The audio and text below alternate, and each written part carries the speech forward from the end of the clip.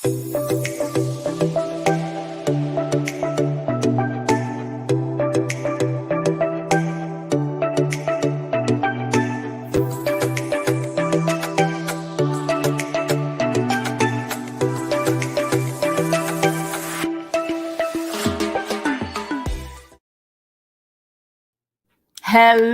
sister.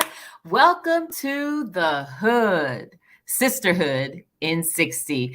My name is Nicole Clough, along with my co-host Christy Little Jones, and we are so excited about tonight's show. Like, we're about to have some fun, y'all.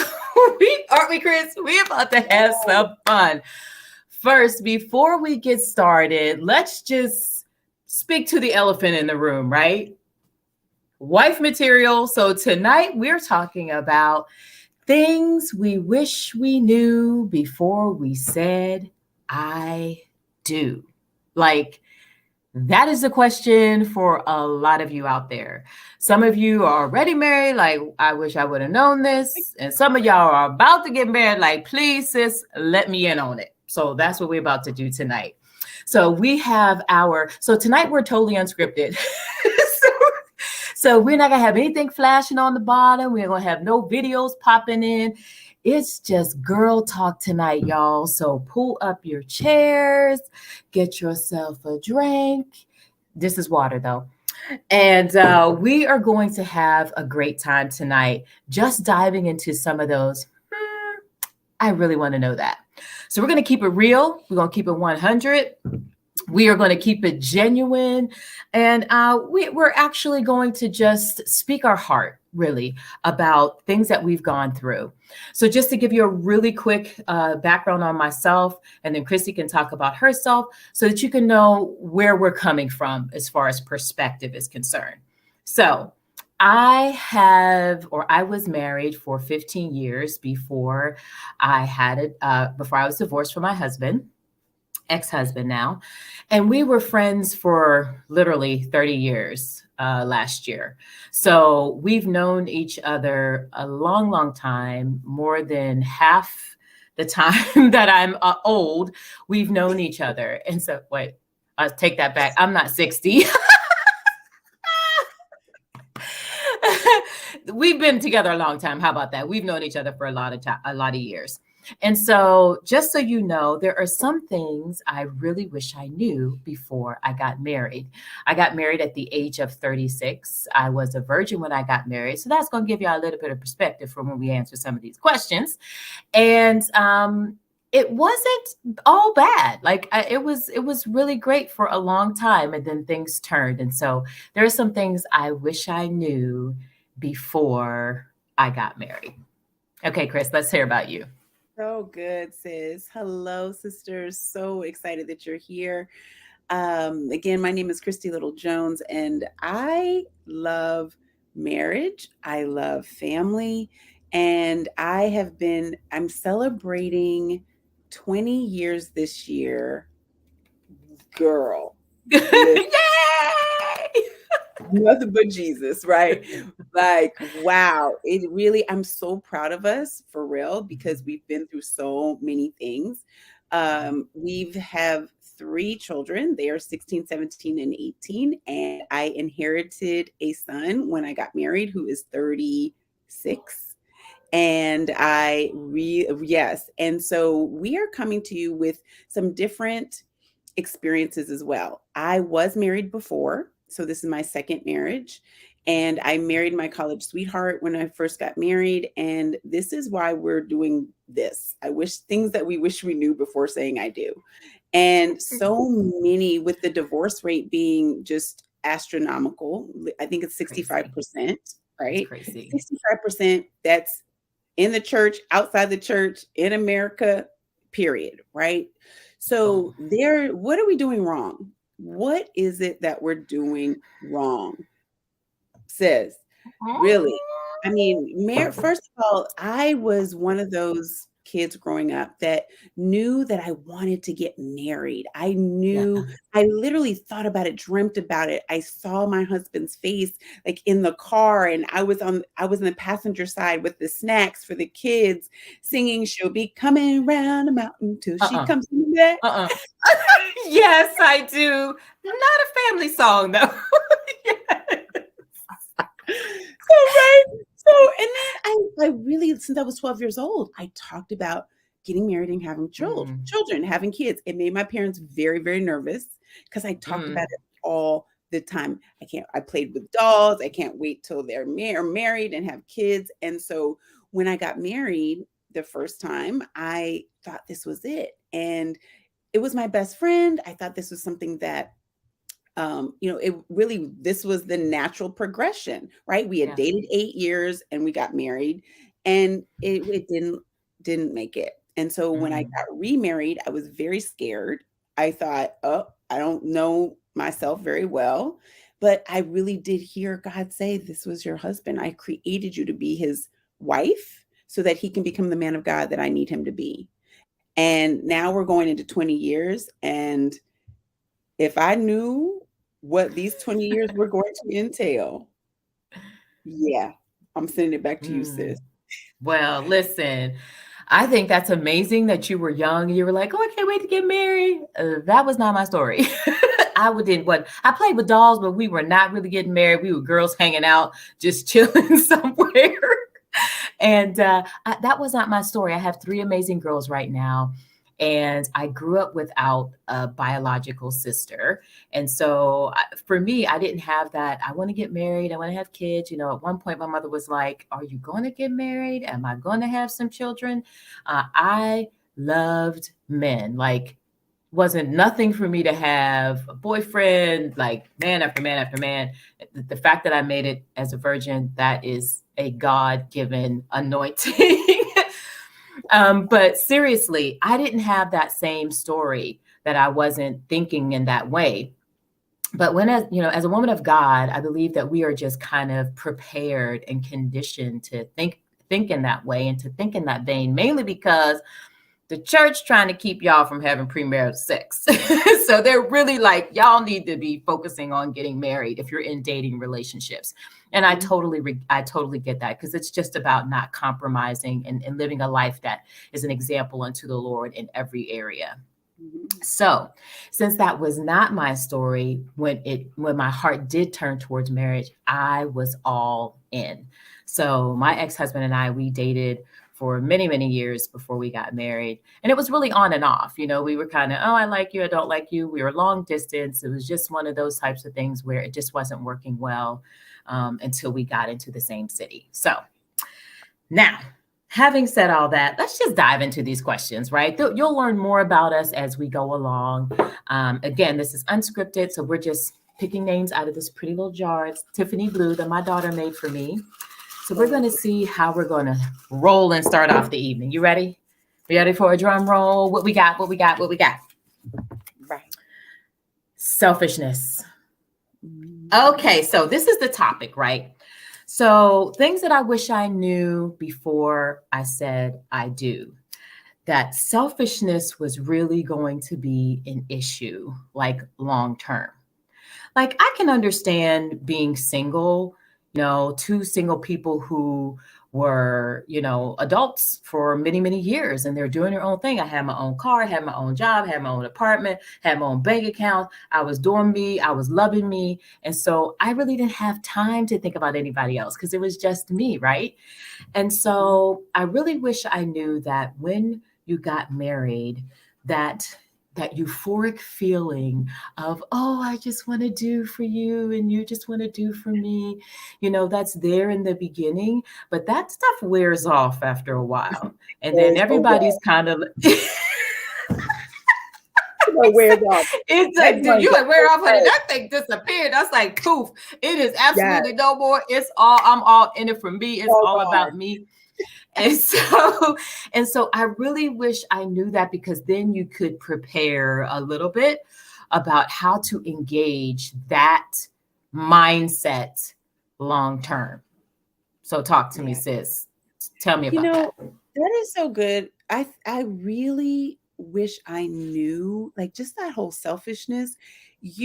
I feel like the representative shows up during the courting phase, Come you on. know, where you don't see the selfishness because Mm-mm. it's all about how, laying, this is how I'm going to treat you. I'm going to Oh, lay yes. down my jacket. I'm going to walk on the outside of the outside of the sidewalk. I'm going to open your door. Like, we're like, wow, swept away, right?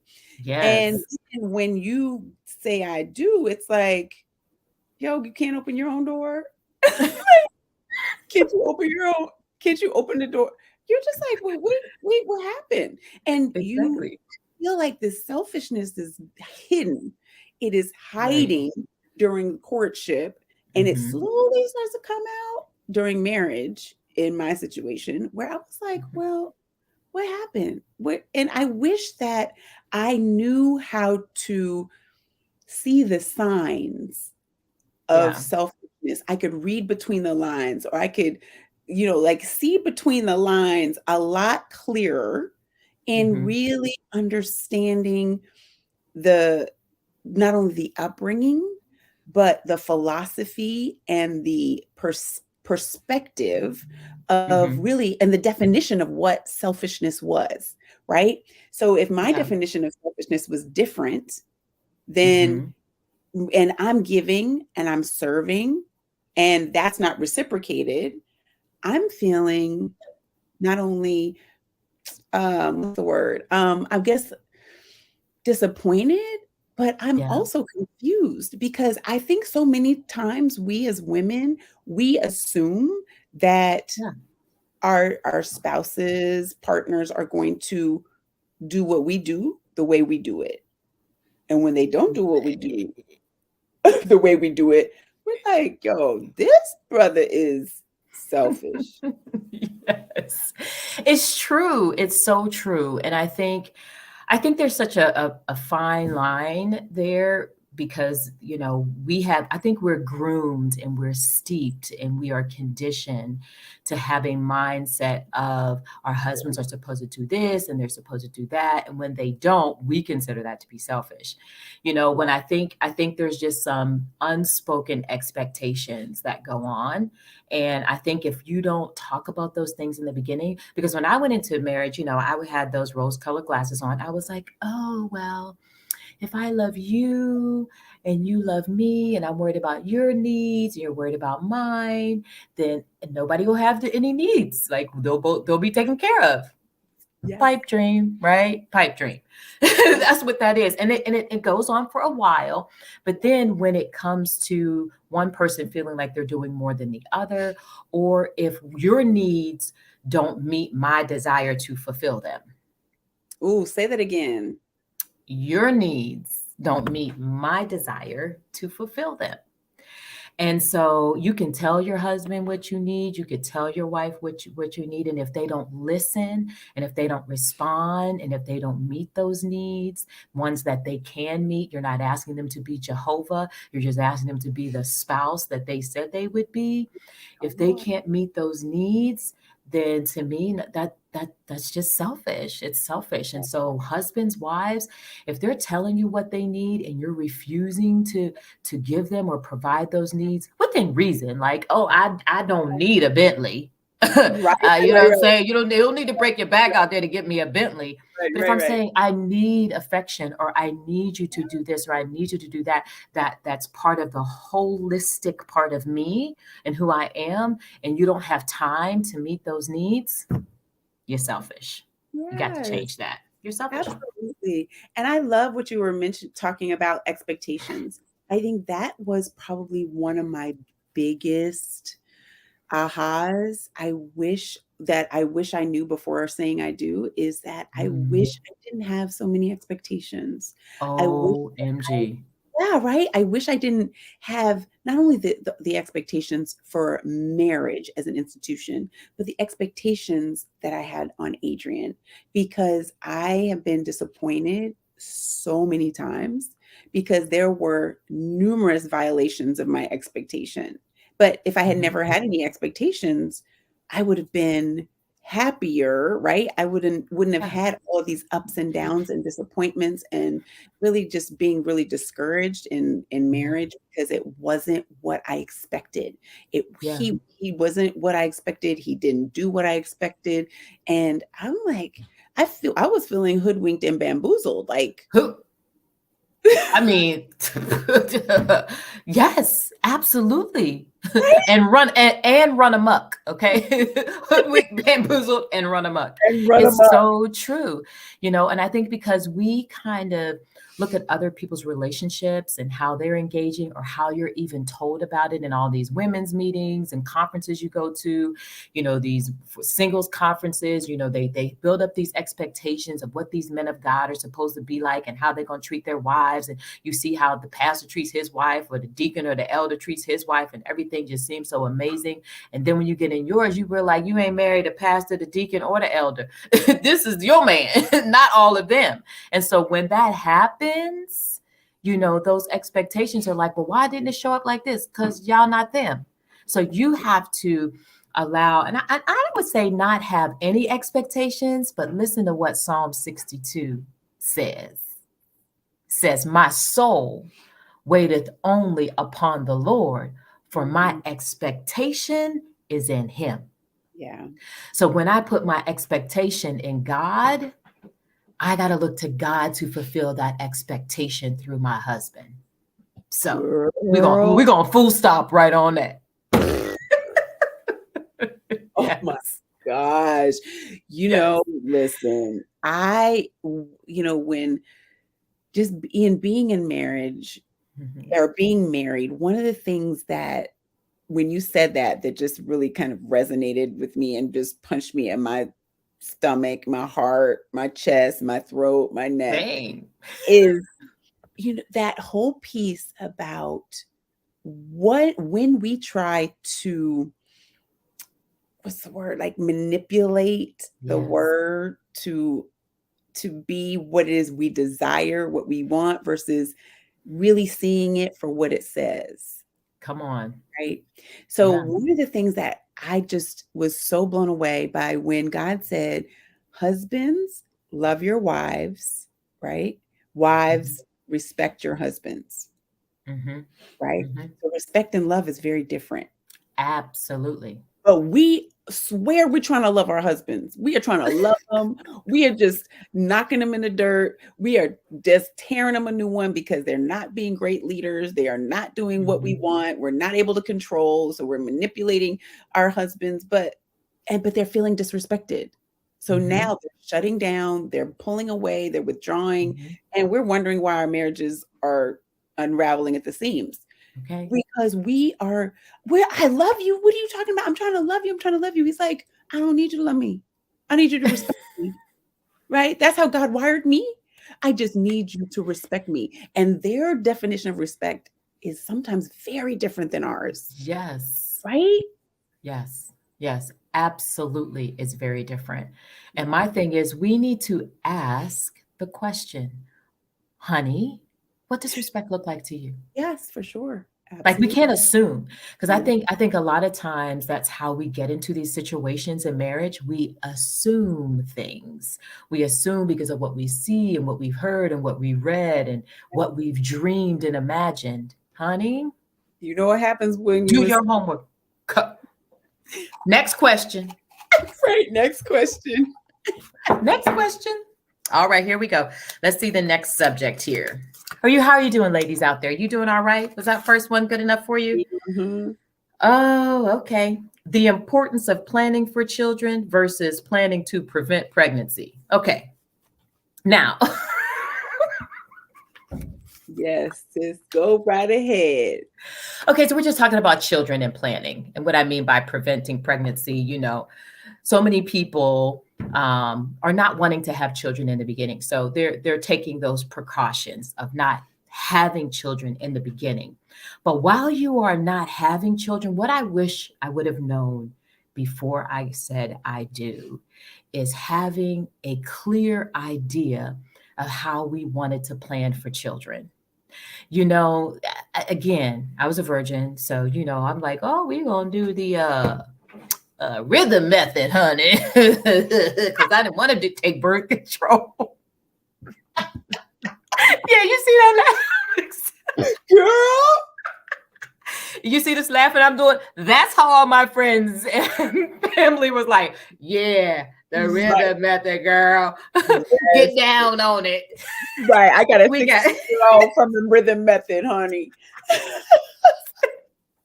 Exactly. I have a 15-year-old from that. So listen, we were a part of a rhythm nation is what that was all about, because we got married in July and we were pregnant in September. You do the math. We were like, we are a part of a rhythm nation. That's how that was. And so instead of, I mean, it's very easy. Women do the preventative part of having children. So that's not a difficult thing. And men do theirs too. But what I mean by that is, instead of, spending time just having fun and taking that time for yourselves, in the waiting, have a plan. And I mean, not just, yeah, we want to have, 2.5 kids and a dog. You know what I'm saying? I mean, understand what it is, because you have two lives who were raised very differently. And, how we were raised, our children just are not, they ain't falling for that okie doke. Let me say that again. Right. Children nowadays are not falling for our old school okie doke. Okay? So come up with a plan for these brilliant babies that are being born, and our parents did the best that they could with what they had. And that was a time for you to be strategic about the gift that God has given. Yeah. And that means financially, first of all, spiritually, mentally, emotionally, financially, intellectually. Like, they need to be stimulated and engaged on all of those levels. You got these young kids out here, millionaires right now. Why? Because there was a plan for their children. So may I encourage you, so I wish I would have known about having a solid plan, so that when my children are in a certain place, they're going to be set. So good. Yeah. Next question. She's like, we don't even need to go no more on that one. All right, here we go. How y'all doing out there? All right. All right, here's the subject. Communication. All right, sis, take it away. All communication is not considered equal. There are some good communicators. There are some not good communicators. And unfortunately, you really don't know if you're married to a good communicator until you are in a situation where you're either having a very difficult conversation, an intense time of fellowship, right? Very difficult conversation, or you are trying to communicate something, an offense, or share your heart, your vision for the family, and it's met with silence. It's met with no just body cues for some level of feedback. It's met with someone looking at their phone while you're crying and sharing your heart. Like, you really don't know what has been taught to your spouse when it comes to different strategies or skills, communication skills, strategies, or effectiveness in communication until you're in it. So, absolutely. Right. So what I wish I knew before saying I do was to have very intentional conversations during the courtship. Yes. Even having conversations that may be conflict, right? So what that means is that you may have to date a little longer to see those things come out, right? To see how someone responds. Like, I remember there was a homeless man who was asking for something to eat. There was a guy that we were on a date. We were going to get something to eat. This is not my husband, but when the way he responded, he's like, yo, man, no, get out of here. I was like, So now, Mm. even though I was younger and I couldn't really see between the lines, now if I were to see that, I would see one, selfishness, two, no, a servant's heart, three, like somebody who has a world Mhm. view or a global view in wanting to help others, Yeah, right?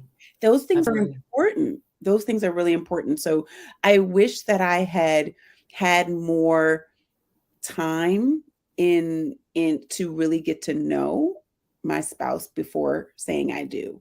And because we got married literally quickly, very quickly in a year. So Mhm.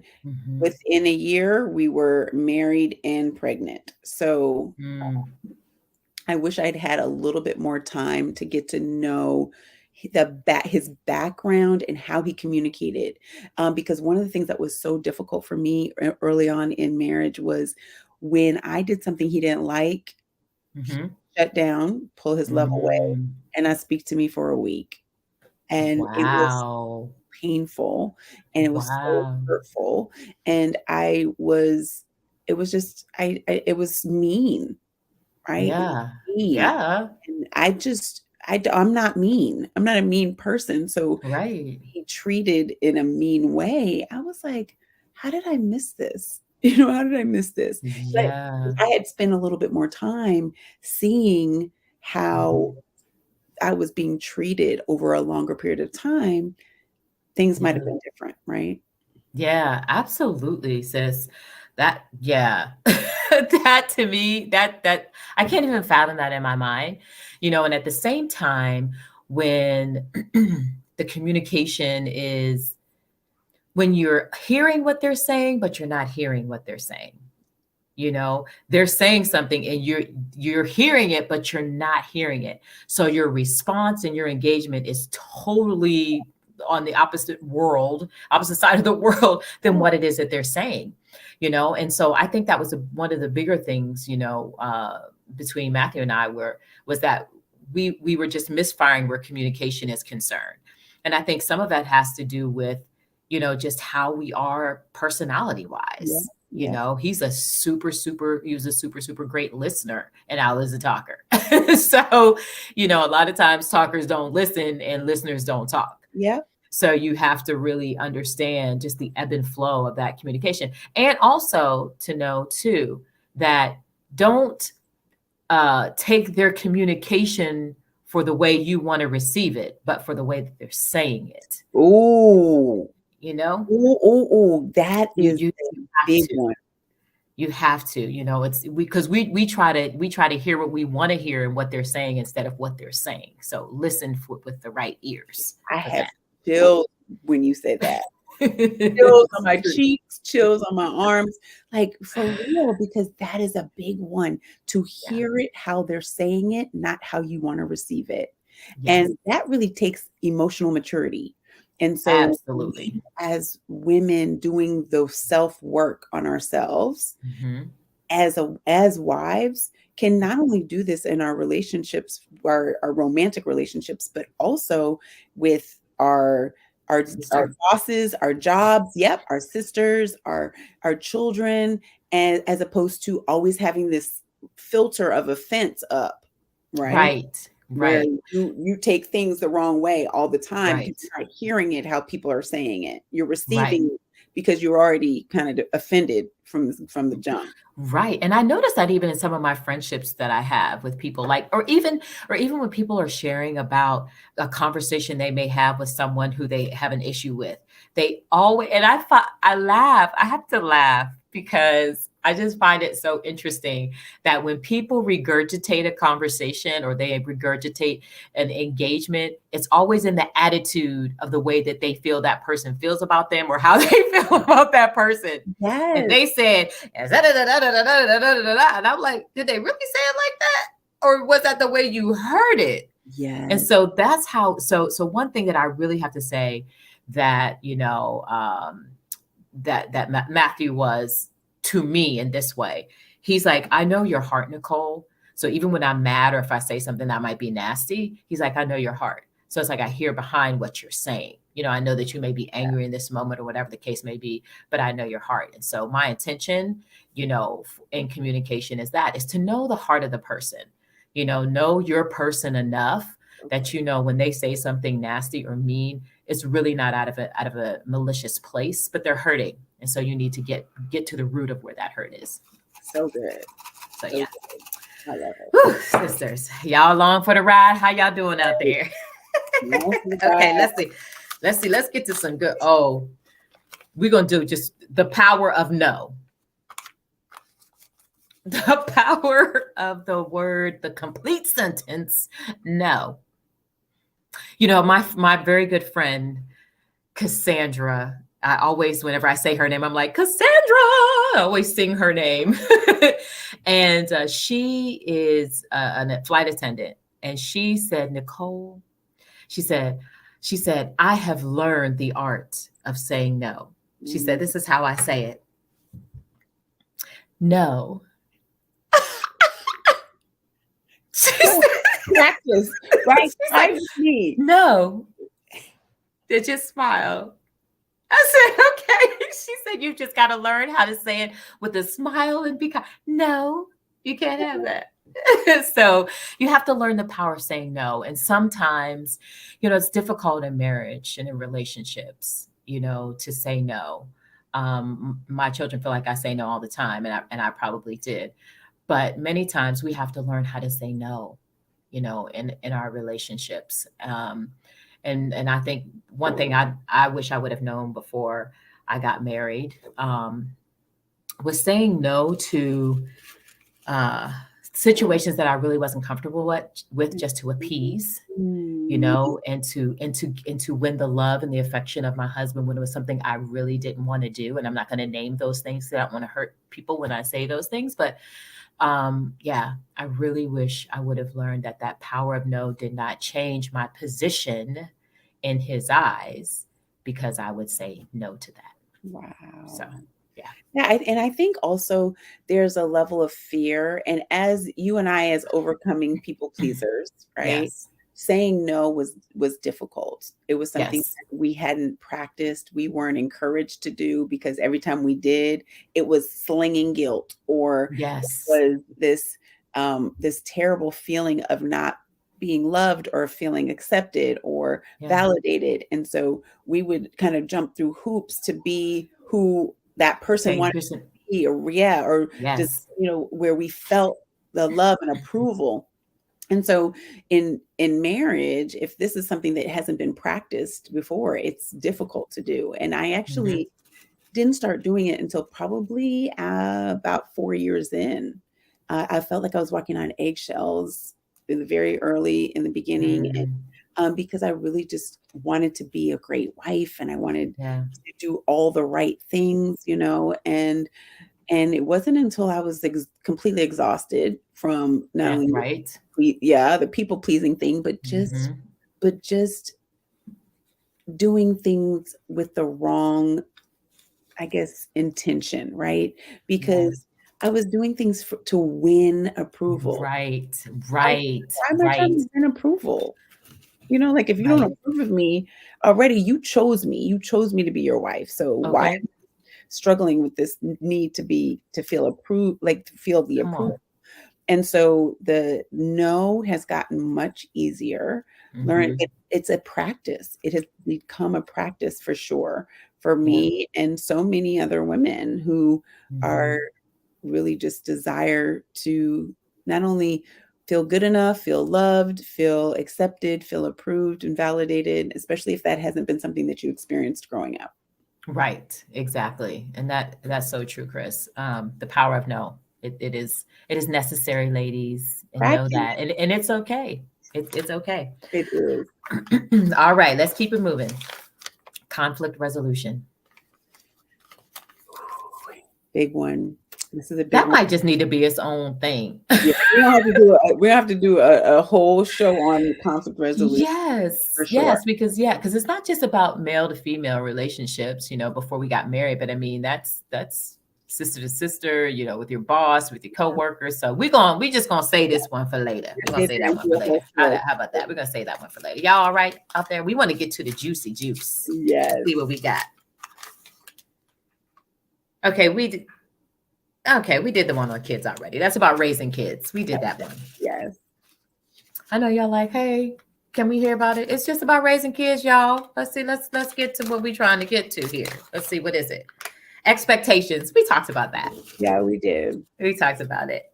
All right. I think one of the things that about expectations is it's really challenging to go into anything without expectations, whether it's a job, whether it's a relationship, whether it's, whatever it is, it's because there's a hope, there's a dream, there's a desire, right? Mm-hmm. So the expectation is, oh, this is going to be amazing. And when it's not, there's disappointment, there's discouragement, distance, sometimes depression, right?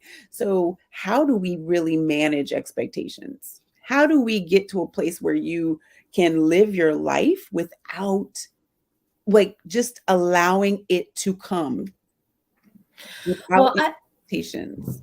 I think, just as I shared before about the scripture about, the word says, my soul waiteth only upon the Lord, for my expectation is him. Okay. So, I think part of that is, our soul is about the way we think, the way we feel, the way we choose. And so when we put our expectation in God and we trust him with those expectations, he's going to bring it to pass in the life of your spouse. And total example, when I was married, my husband wasn't like, oh, baby, you look good. He wasn't, running game, every day. Hey, babe, like, hey, what's up? Yo, you look good. But we look for those compliments because I know when I was, not married, fellas was pushing up on me all the time. And so when you don't have that same engagement from your husband, you're like, oh, well, what's up? What, why isn't he not engaging like that? So when I would say, okay, Lord, I want some compliments today. And I would put that expectation on the Lord. And literally, it wouldn't even be 15, 20 minutes later. He's making those comments or saying something to me to validate the way that I was desiring. And so that's what I mean when we put our expectation in the Lord. It is God who has the heart of the king in his hand. And he turns in whatever way that he pleases. And ladies, even if you don't have a relationship with God, okay, say you're not a believer, you're not a Christian, my encouragement to you is this: don't put your expectation in that man to fulfill you, but know how to love on yourself, know how to give yourself that validation that you're needing, or, not having that mindset of being needy in that way, but knowing how to just own who you are. And trust me, what it is that you're looking for will come to you. It absolutely will. But I'm telling you, God is faithful, and he is the one who absolutely crafts our life, and he provides ways and opportunities for us to trust and to know that everything about him is absolutely good. He would never fail you or let you down. So he is the one for sure. All right. So this one that I picked while you were talking was about our voice. I felt like I lost my voice in my marriage. That I played small in a lot of ways. I allowed myself to shrink back and not say things because I didn't want to be, Proverbs talks a lot about the cantankerous woman or the nagging wife. It sounds like a dripping faucet, and you get to this place where you've been conditioned to, not necessarily challenge your husband. Not that you can't have, discussions and talk about things. You come together and you make decisions. But really having some confrontational moments, some real challenging conversations. And, I would just kind of shrink back and not say anything, and that was just such I didn't realize that before I got married that I would lose my voice, because I was a very outspoken person. Mm-hmm. And I didn't realize that when I got in my marriage that I would allow myself to shrink back and not say something or speak up for myself in a way that continued to validate who I was as a woman. I was making my own, I was making boss moves while I was single and, running things. And so I kind of like acquiesced to that whole, Mm. Christian wife, be, whatever the word says you're supposed to be. Right. that meek and quiet spirit type, Mm. yeah, all of that. I wish I would have known that's not even what men in many ways are even looking for. They want to be challenged in many ways because sometimes they know they don't know what they don't. This is very true. Very true. And then All right. speaking about that, can I move into just men leading the home? Yes, please do. That is what I wish I knew before saying I do, was that my expectation or understanding of my husband leading the home was going to look very different than what I expected. And I think, in all fairness, especially for women who grew up with their dad, or two-parent family where they could see their dad lead, and or not, right? That becomes their view, right? Their perspective of how relationships work. Yeah, their Or benchmark. Yeah. right, benchmark. Thank you. Or how they don't. And so my dad was an amazing leader. He did not only lead in the family, he led on the football field, he led in business, he was a leader. And so my expectation coming into my marriage was that my husband would be a leader like my dad. And when there were situations where my expectation was completely violated, I was shocked. I was stunned. I didn't know really how to respond, because I'm like, wait, what's going on here? What is this? You're supposed to lead our family in devotion and Bible study, and you're supposed to lead our in, like doing yearly budgets and like projections for the next 3 to 5 years. And you're supposed to, right? You're supposed to lead. And I had all of these supposed tos. And I can't begin to tell you how many times, months, days, weeks, years that I spent or wasted being disappointed because I had these expectations that were unfair to Adrian. They were unfair to the marriage, but I didn't really know any better. And so what I wish I knew is that the way you grew up, what it is that you desire may not be what you get in marriage. And you've got to know how to be flexible or malleable to a point where you're not running to the divorce court because you're like, oh, hell no, this looks different. This is what I signed up for, right? Yes, absolutely. I mean, I remember making this inner vow to myself when I was younger.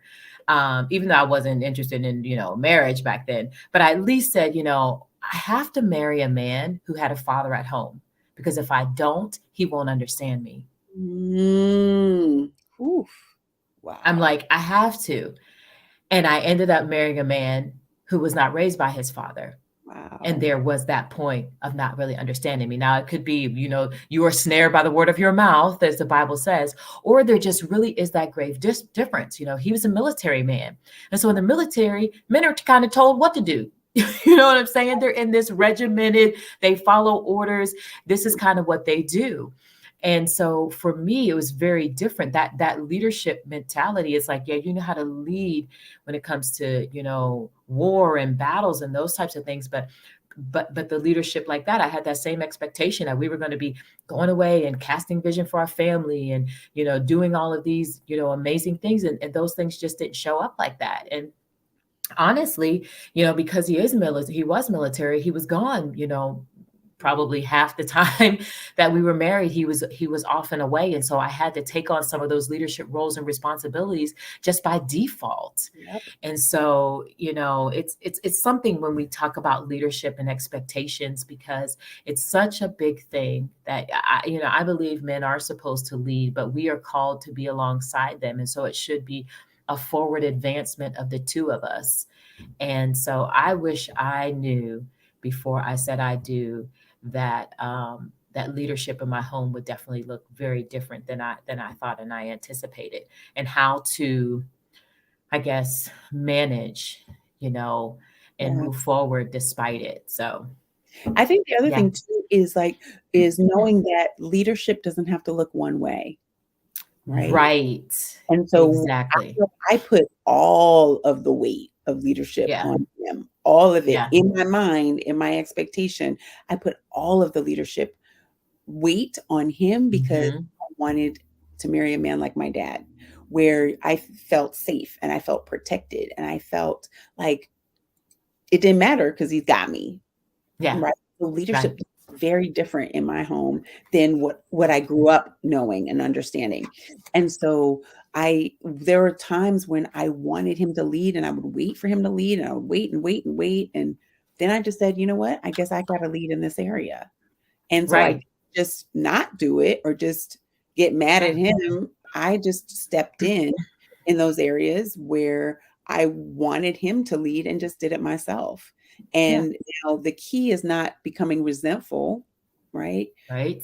Bitter because you're mad that you have to do it, but really just expanding, I know for me, expanding your mind to get to a place where Yeah. you know that, okay, well, this is my strength and I'm going to lead Right. in this area and that's okay. That is absolutely okay. And I think that's the way it's supposed to be anyway. You know, a man can't do it all, just like a woman can't do it all, or even shouldn't be. And these women who are out here doing it all, honey, Right.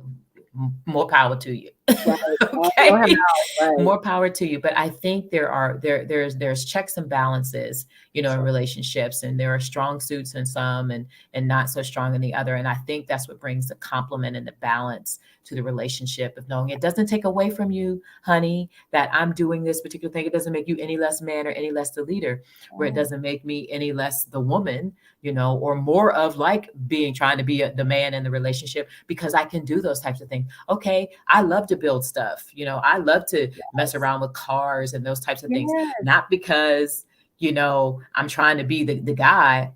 No, thank you. It's Right. because, you know, that's an interest of mine. Exactly. And so so I could, you know, I could be a carpenter in heels. It's okay with my nails done. It's Yes. all right.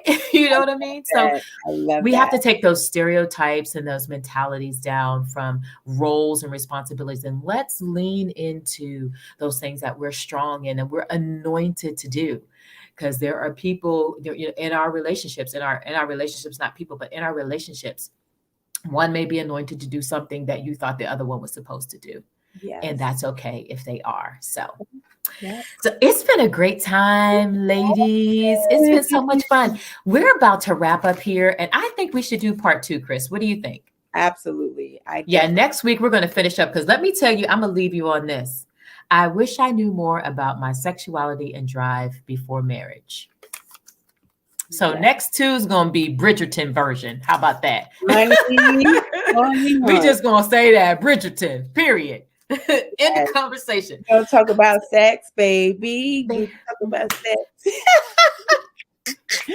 Yes, Yes. we are. Something that I'm not having right now. So I'm gonna let y'all know that, because I'm no longer married. You are but silly. but I do remember it well. So I think it would just be great just to dive into, Lord, do I remember?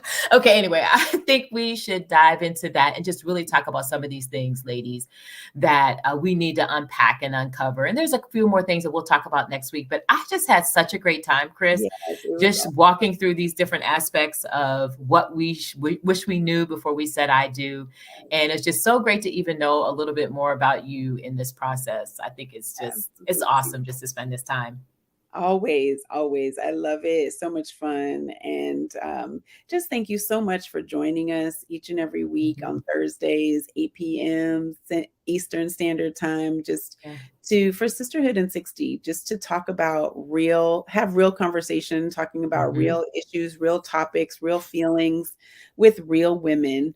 Because, with everything going on in social media, and even sometimes in marriage, like you said, when you mentioned about being at a conference and people are like, oh, I love my marriage. I love everything's wonderful. Well, you didn't see all the times when they weren't. when it wasn't wonderful, right? It's kind of Okay. like social media. Everybody puts their best foot forward. So we Yes. want to just rewrite the script a little bit and just talk Yeah. about issues that we think about but don't always talk about.